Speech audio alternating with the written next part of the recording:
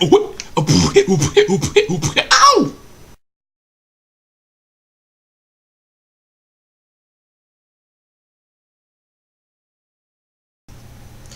Greetings, YouTube. This is DecKrash, better known as Brandon. Okay, I know I said I was going to do that Tron review most of y'all been waiting for, and it is coming, but I wanted to go ahead and do this, seeing how I finally finished reading the book trilogy for the 4th time. That just shows you how much I love this book, and actually how much I love the work by this particular author, because it's not the only thing I own by her. The author's name is Octavia E. Butler. Now, I'll tell you a little bit more about her, but I want to tell you how I kind of got turned on to her work. She was actually suggested to me by a cousin years and years ago. I finally got interested in her work when I read a book called Barlow's Guide to Fantasy Creatures. This is an artist named Barlow who did really awesome renditions of creatures from different fantasy books. He actually has one with science fiction creatures and fantasy creatures. This particular picture really should have gone in his science fiction book, because the story is not a science fiction story. It's a fantasy story. It's actually a science fiction story. The story was called Wild Seed, and the picture was of a woman named Anyanwu, who was the main character from Wild Seed. She had the ability to shapeshift and was able to cure poisons and disease just through her saliva, and her body would reform and heal itself automatically from any wound, making her nearly impossible to kill. And they showed her sort of in a intermediate state while she was shapeshifting into a dolphin. It was a really cool picture. If you look up Barlow's artwork, you might find it on like Google Images and stuff. Anyway, that was only one of Octavia Butler's works. The one I want to focus on is coming up in just a second. Octavia Butler. The reason why I love her work so much is not simply because her work is so awesome. But for those of you who don't know, who don't read much, or maybe just not much science fiction, she is one of the few African American science fiction writers of note. It is her work that actually inspired me to really want to be a science fiction writer, because I learned later, not too long afterwards, that there are actually very few black science fiction writers out there. Now, there are more than there are now, but very few who are really notable. Octavia Butler was one of the first. Sadly, she died back in 2008. It was really sad. But she left a legacy of some incredible stories. This particular trilogy is the one that she is perhaps best known for. The trilogy is called the Xenogenesis Trilogy. And as you can see, this book is relatively old. I actually had bought it off of eBay used. But I love the artwork for the copy. Now, I'll tell you a little bit more about the artwork in just a second. I'll show it off in a moment. You see, Octavia Butler's books focus a lot on the human condition, and especially the human condition as it pertains to people who tend to be minorities. A lot of her books focus on characters who are black or Asian or different minority races. They focus often on issues of dominance and racism and bigotry and such, which is something that I imagine she had to go through, in her formative years. She was in her 50s or 60s when she died, and so I imagine that was something that discrimination was something she was probably quite familiar with in her younger days, and even probably up to the end of her life. I don't really know. I never really met her. I wish I had. So anyway, this book is no different. Xenogenesis is actually a trilogy of books, as I just said. It is it takes place in some undetermined point in the future where the human race has nearly wiped itself out from a nuclear war. Now, before I go any further, I do want to let you all know that I'm going to be talking a lot about the books, and there are going to be heavy spoilers. I'm not going to give the entire thing away, but there's a lot. If you don't want to know anything about the book, well, you might want to stop here and just read the book and then come back. The books, I mean. So, anyway, the human race nearly destroys itself in a nuclear war, but the few humans that are left are rescued by an alien race called the Oankali. The Oankali are an amazing species, to say the least. They're probably one of the most fascinating alien races in science fiction I have ever read about. It's probably the reason why I've read this trilogy like 3 or 4 times all the way through. The Oankali are basically genetic engineers, but they do it naturally. They read genes and DNA like we read letters in a book. The Oankali can neurally connect with anything through these tentacles that are all over their bodies. They can heal diseases and rewrite genetic codes with the ease of a painter using a paintbrush. They have 3 genders. They have males and females, but they have a 3rd gender called Uloi, which actually has 4 arms instead of 2. And these are the ones that actually do the majority of the genetic manipulation. Males and females can do it to a certain extent, but the Uloi, it is what they do, what they are driven to do. As a matter of fact, the Oankali go from planet to planet, and they are basically what they call themselves. They are traders. They trade themselves. They trade their genes. They acquire the genetics of other species that they encounter on these worlds that they go to, and add their distinctiveness to their own. I guess you could say they're like a biological version of the Borg, except without the emotionless, you will be one of us things. Although that is sort of what happens when they encounter the human race. The Oankali are not evil. They are actually very gentle creatures and very kind creatures who respect life in all forms. But when they encounter humans, they encounter a genetic contradiction that exists within us they basically revealed to the human race that, well, that's kind of what led you to nearly destroy yourselves. So to prevent the human race from doing it, from doing this again, they pretty much force the human race into the trade, whereas for other races that they've encountered, this race is actually those who are willing to join in the trade, join with the Oankali, and there are those who choose not to. The humans are not given that kind of a choice, and therein lies the issues of racism and just being out of your control, dominance basically, not so much racism, just dominance. The Oankali, for all their gentleness and respect for life, are, well, basically to human eyes hideous. And I remember the first time I saw this picture, I was kind of like, wow, what is that thing? And imagine if that kind of thing was real. I'm going to bring it up to the camera so you can all see the picture.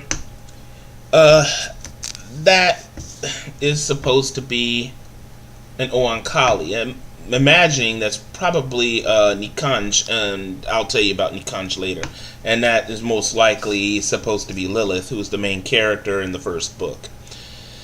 But as you can see, if you think those are eyes, those aren't eyes. Those are actually those same tentacles that exist all on their bodies. Where their eyes would be, that's where their tentacles are. And that's the hair as well, more tentacles. And in the book they describe tentacles being on their arms and on their chest and everything like that. The Oankali don't have any real need for clothing.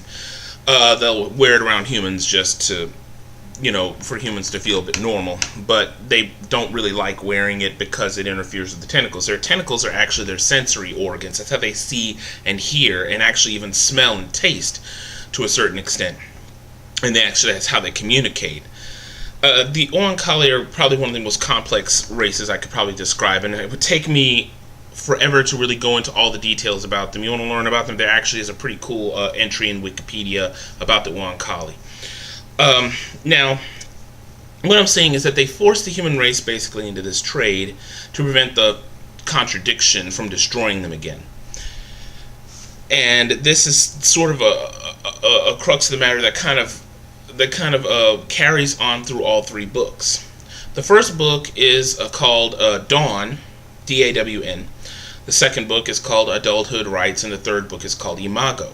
The first book, Dawn, centers on Lilith Iapo, who's the main character. She is awoken, the first of all the humans to really be awoken to go back to Earth. What they do, they take the humans that have survived the war, and they bring them on board their ship. Their ship in and of itself is a self-sustaining environment, like a planet, but sort of like, I guess, on the inside, where the Oankali live and travel from star to star, a process that takes generations upon generations before they even reach another world.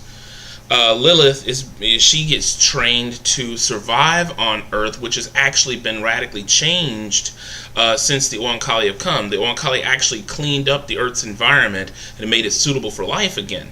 And they're needing to bring the humans back so they can be fruitful and multiply, but this time with the Oankali's help. Lilith is chosen to lead the first of the humans back to Earth.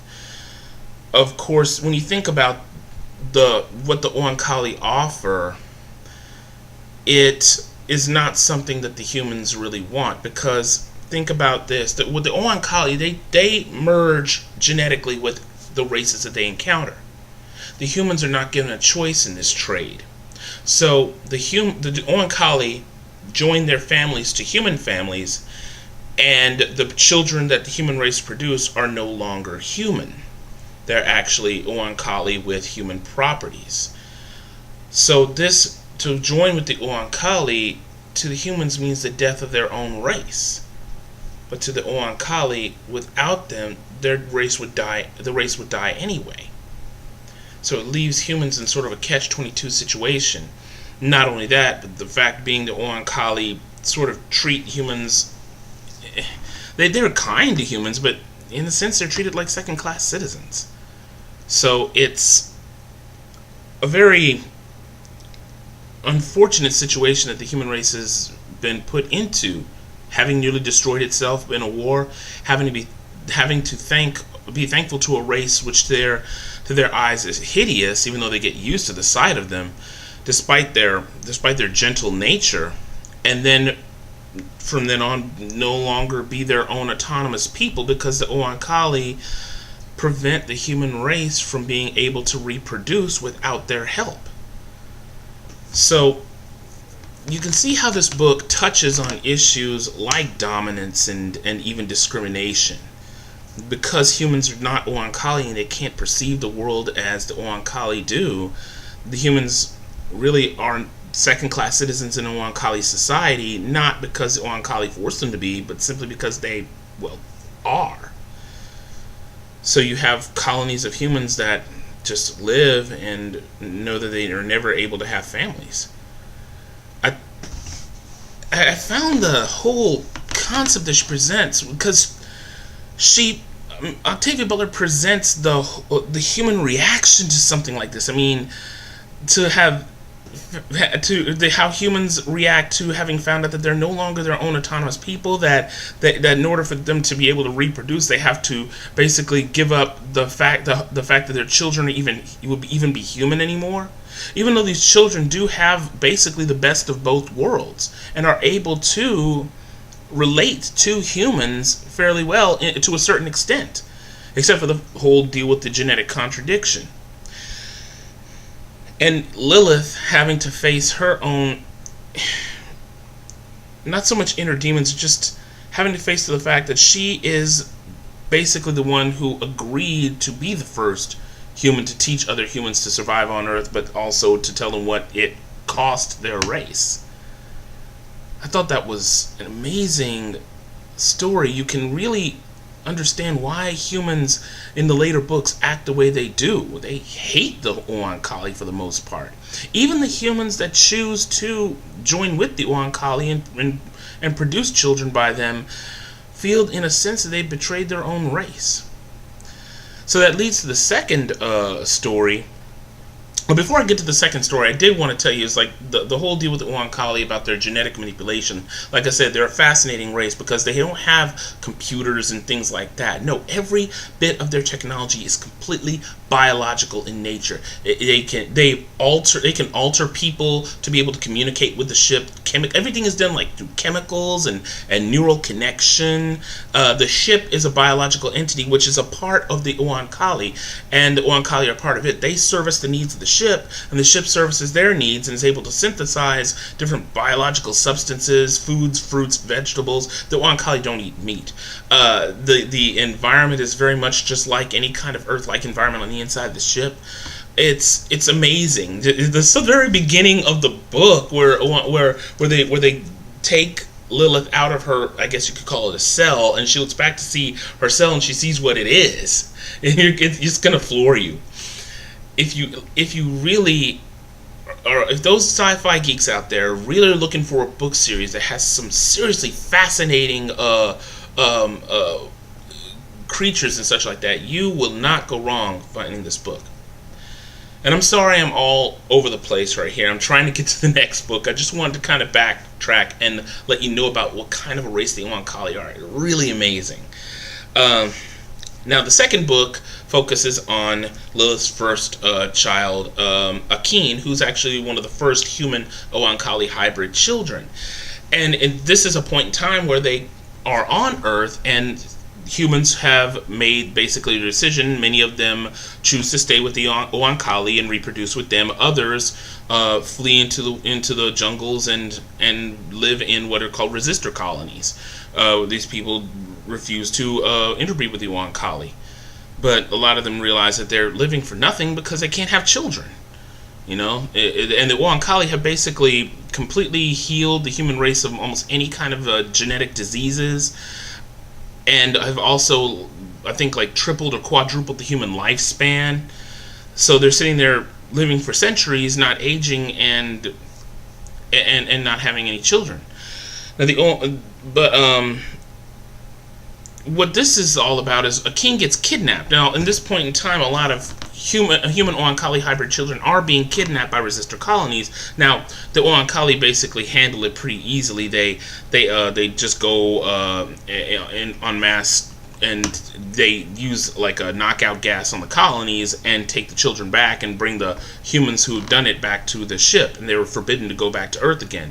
Basically, any kind of violence against the Oankali is immediately punished by sending the person back to the ship and forbidding them access to Earth ever again. They have to stay on board the ship for the rest of their lives.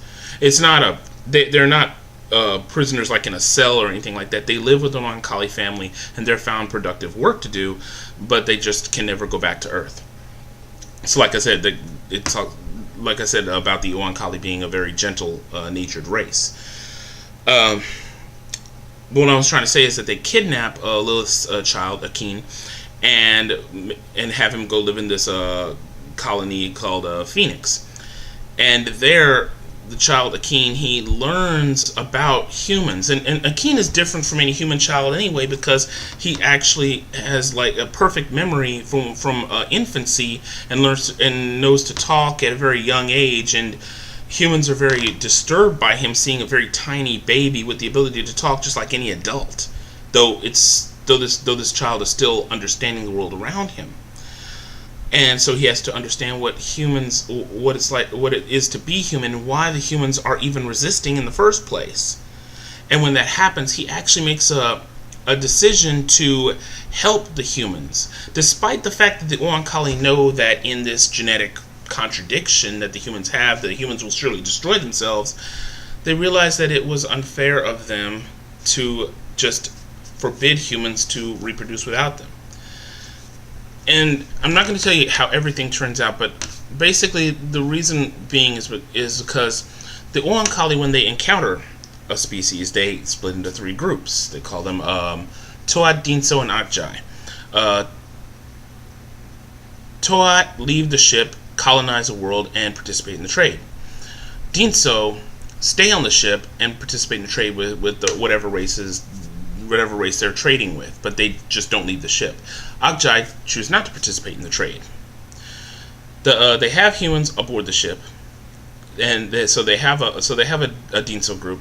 They have humans that live on Earth, a Toat group, but they forbade humans to have an Akjai group because of the genetic contradiction.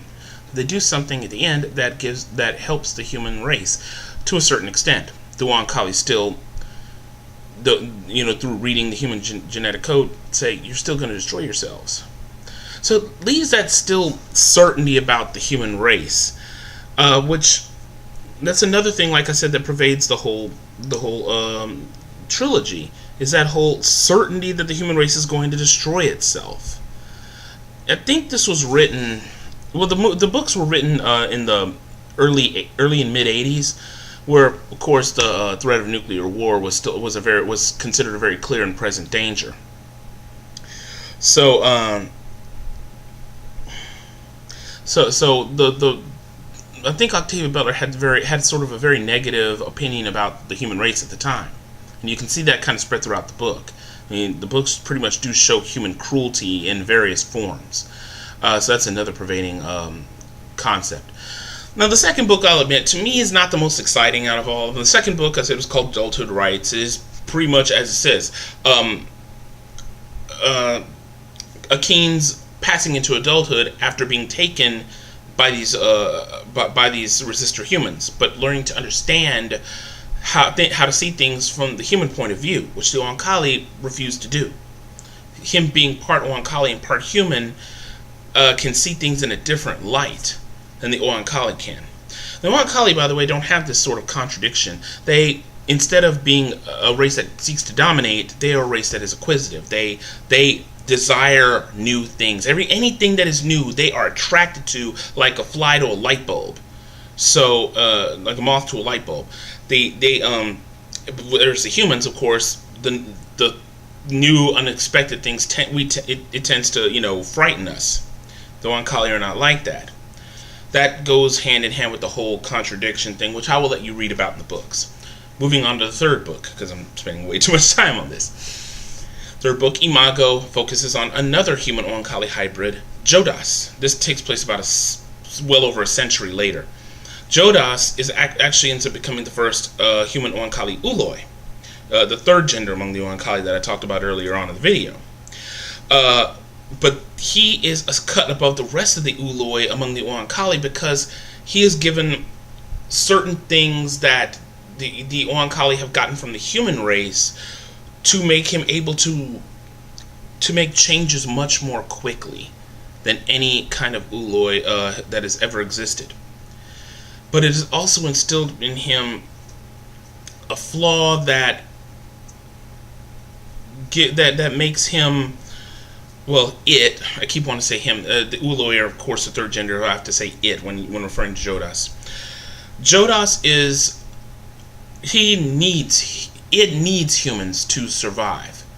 And I really don't want to go too much into this because a lot is revealed in Imago, especially with the Uloi, because with the coming of the human Oankali hybrid Uloi, the Oankali discover something that they should have done from the beginning, having to do with Jodas and Jodas's paired sibling.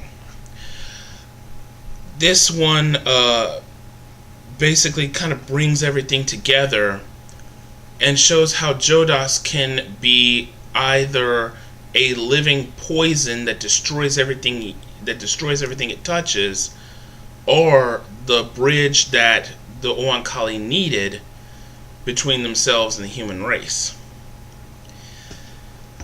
Like I said, the book carries a lot of themes of cruelty, racism, dominance, not being, taken out of your own, your own life and put into a new one, and one that you are unfamiliar with and uncomfortable with, and how the human race would rebel against that type of a situation. Octavia Butler wrote a masterpiece with this trilogy. It is incredible. If you get your hands on it, it's a really good trilogy of books. It's been reprinted since then. This is relatively old. It's now called Lilith's Brood. I prefer Xenogenesis. I just like the name better. That's just me. And Octavia Butler's done many other books as well, really good books. I've read her book Clay's Ark, which is very, very disturbing, but really cool. I've read her book Wild Seed, which is amazing. I have her Pattern Master series, her Patternist series. I'm going to start reading that. And I also have a book called Fledgling, which was her last book. It's actually a vampire book. I think I've told y'all before I like vampire stories. This one's quite good, But man, I don't recommend it for people who are very easily offended, because there's a particular aspect of the main character, and this book is very unflinching. Let's just say it like that. There's something that happens between the two main characters that a lot of people will be very, very uncomfortable with, and I don't blame them. But Octavia Butler, is one thing about her, when her writing, she pulls no punches, because a lot of this stuff, especially the stuff that she wants you to be disturbed, let's just say it like that, because a lot of these things explore what makes us human. The Xenogenesis Trilogy is a very good look at what makes us human. Another really good one that focuses on what makes us human is her book Clay's Ark, and that really is a focus on humanity. She's very good at looking at humanity very unflinchingly, and her books are just rife with double meaning and subtle nuance that nods to various hard issues like racism and dominance and such things like that. I highly recommend Xenogenesis for all of you who are interested, and I sincerely hope that this little review, this 25-minute long review, has whet your appetite for this, and I hope I haven't spoiled it too much for you. So, if you've read it, let me know down below. Tell me what you thought. If you plan on reading it or have read it since the video, let me know. Tell me what you think of that. As always, just keep it civil. Trolls be burned in effigy. And so I think that's it for our little book review. Just remember, Xenogenesis, first book's Dawn, second book's Adulthood, Rites, third book's Imago. And it's called Lilith's Brood now, the more recent publication of it. So, happy reading, everyone. And as always, DecKrash, better known as Brandon. Stay lucky and stay blessed.